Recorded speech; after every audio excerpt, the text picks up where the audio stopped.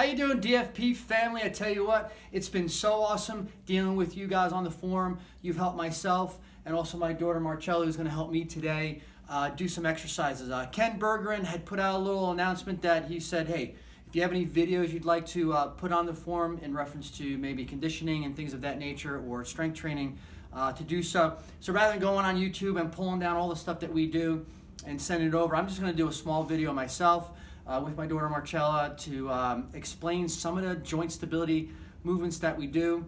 Just a little background on joint stability. Joint stability basically is allowing the smaller muscles that surround joints to get nice and strong to create stability so that when you go harder, you can do that in a safer way. It also creates more stability. When you get into the lower body, it creates a lot more balance and control. So without further ado, say hello, Marcella. Hi. Yeah, hi. And Anthony, my son, is behind the camera. Hello. All right, and we're just going to start off with some upper body movements. These, again, are joint stability. It's not heavy lifting.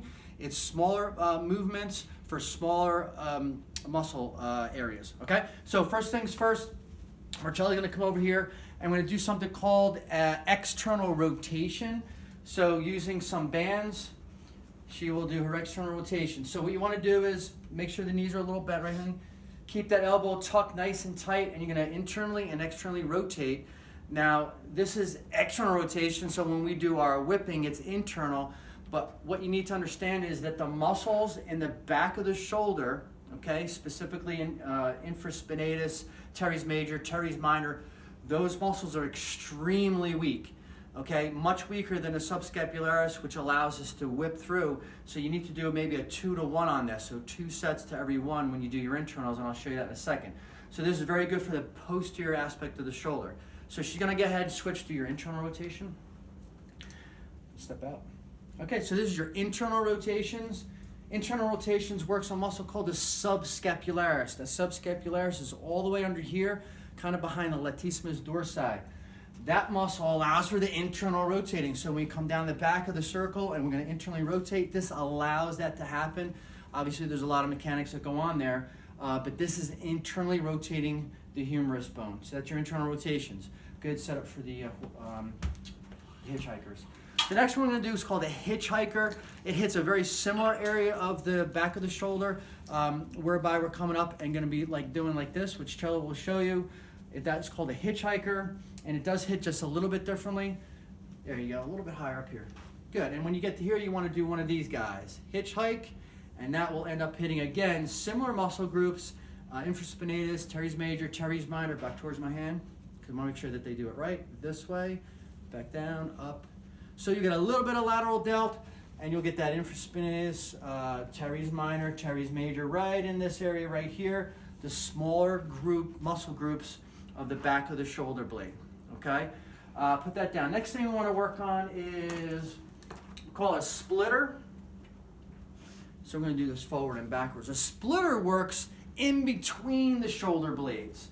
Okay, a lot of people are talking about that scapular movement. This is going to get you that scapular movement, that scapular strength hitting the rhomboids. Okay, so you want to pull straight back like she's doing and wrap it around your chest. Turn around real quick. And what this is going to specifically work is right in here, and you could see how the scapula come in and out. She got a little bit of a tough thing. There you go. And you can see that scapular movement, really good for stability of the back. Very weak muscle group right here, the rhomboids. The paraspinal is a little stronger, but the rhomboids are actually in between there. Very weak, and we want to work those. So we do those on a regular basis. What else do we have? We've got a little list over here. Oh, grab that ball. Now when we're dealing with some other areas of the deltoids, we're going to do something called a Y. So you get on a physio ball. This is great for stability of the core anyway. So she's going to create a Y with her body. Her thumb's going to kind of go up towards the ceiling. Keep her body in one spot. Perfect. And it's going to kind of hit the top of the shoulders here. You can weight this with small weights. It all depends on the age of your daughter. Obviously, the younger they are, the less weight they will do. They could do 15, 20, 25 reps at a time, and I guarantee you it will burn and it will work. Okay, let's switch over to a T. So she's going to put her palms straight out, and she's going to go straight up to the sky, and that's a T. That's going to hit a little higher on the deltoid, a little supraspinatus right in here also. This is also another great stability move. When you add a little weight to it, you will feel that burn, and it will create nice stability in the shoulder area. Okay? Awesome, kid. Great job. Let's see, Balti, perfect. So we're going to move on to some lower body movement stuff. Lower body strengthening. Let me pull this out. Again, we do this stuff all year round. If we're in season, probably twice a week. If we're not in season, at least 3 times a week. Hop down and face sideways. Nope, on your hands and knees. Hands and knees. The other hands and knees. Okay, dirty dogs. There you go. All right, so we're going to do something called a dirty dog, also called a fire hydrant. And she's just going to bring her knee out to the side, up and down, high as she can. And you want to try to get this leg so it's in this position as you go up and down. This is going to hit the glute medius and glute minimus. It's going to activate the upper glute area. Very weak area also in the body. A lot of people don't work it, but it's very, very important to do that. Another exercise that we will do on a regular basis is a bird dog and rotate. So she will, and come over here and get a little different angle here. So this is more for a little bit of stability. You're going to get some back core in there, a little shoulder activity, and also you're going to activate the glutes also because she's bringing that heel all the way to the ceiling, and she's bringing that elbow all the way to the ceiling. This does take a little bit of balance and control, but it's great for stability, also core stability as well. Awesome, thanks, child. We're going to also do, my bad, let's see, adductions. Remember adductions? You can go back over there, right? So another thing we do for stability of the lower body is adductions. So you want to take this knee here, give it a little more bend, and you want to bring this leg to the ceiling, and it actually strengthens the inside of the thigh. Another weak area that a lot of kids don't use. This is great for that lateral movement stuff so you don't pull the inside. You can also band this with little bands. Grab that band, but we're not going to use it right now. Okay? So you can use these little mini bands, and that's great for these type of movements. Do abductions. So this leg's going to go up. So we do what we call an abduction, so ABD, or away from the body. Again, you can use these. So what I'll do is with her or a lot other athletes I used to train, we'll throw that on there and make them do it, and it creates a lot more intensity. And again, that's going to hit the outside of the leg and the upper area of the leg too. And that's really great, again, for creating stability in the hip joint itself.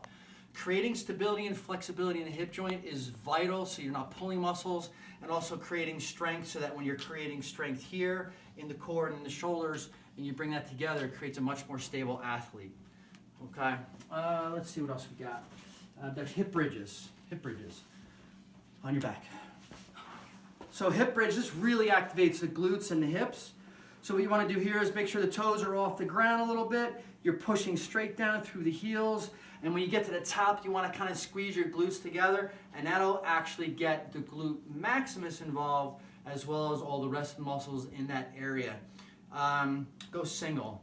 You can also do single leg, which is really, really great. Some of the younger girls may not be able to do this. You need a lot of stability to do this.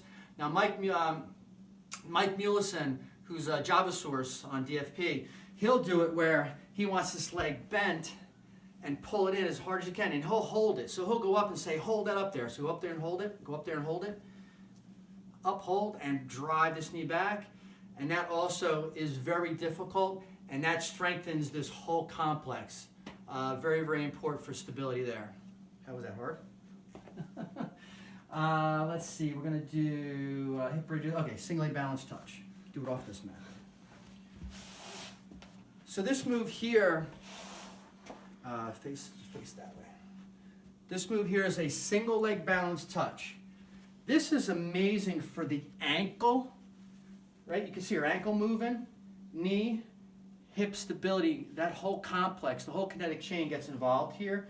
What you'll notice is that when you go from one leg to another, so go to the other leg, you will notice balance differences, strength differences, and you'll get to understand your daughter that she may have differences in strength, which is bad.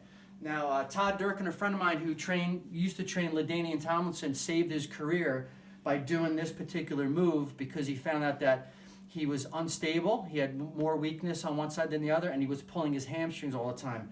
Once they fixed the weakness, he stopped pulling his hamstrings, and he became, obviously, an All-Pro, and going to go to probably the Hall of Fame and whatnot. Okay, single leg balance reach.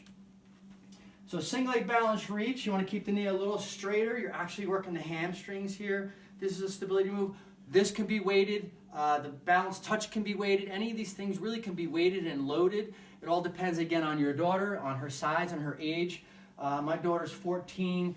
You could definitely start adding some actual weight into movements. Otherwise, body weight lifting or doing these things without weight is appropriate as well. So this is another great move. Coach, switch to the other side, see how much balance you got. And notice that she's really trying to get her chest parallel to the ground, and that's important as well. I think that's all I got. Yes, that's all I got. So, in closing, thank you, Marcella. Say thank you. Say bye-bye. Bye. In closing, it's really important to understand that stability is key to prevent injuries. If you don't believe me, I'm not expecting you to. Just go out and do your own research.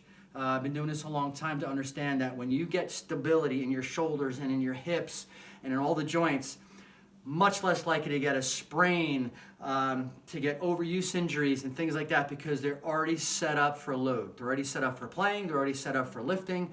And then obviously you could do all your strength and conditioning around it. So there is never a time during the year that we do not do joint stability, ever, because it's that important. At least in my world it is. We'll build in core. Remember, the core, I'm not going to do exercise, but understand one thing about core. Core is not just your stomach. Core is your stomach, right? Your obliques, your sides, and also your back. So if you're going to do core work, make sure you're working all the way around the core, because if you're just working the front, you're going to hurt your back, and if you're only working your back, you're going to hurt your stomach. And then last thing you want to do is have an oblique or an abdominal strain. They take months to heal, and you can never pitch doing that. So that's all I got for you guys. Any questions, problems, concerns? Listen, man, just reach out to me. I'm Dr. Riolo on DFP. This is my daughter, Marcella. We do thank you for tuning in with us. Thank you, guys. Have a great day.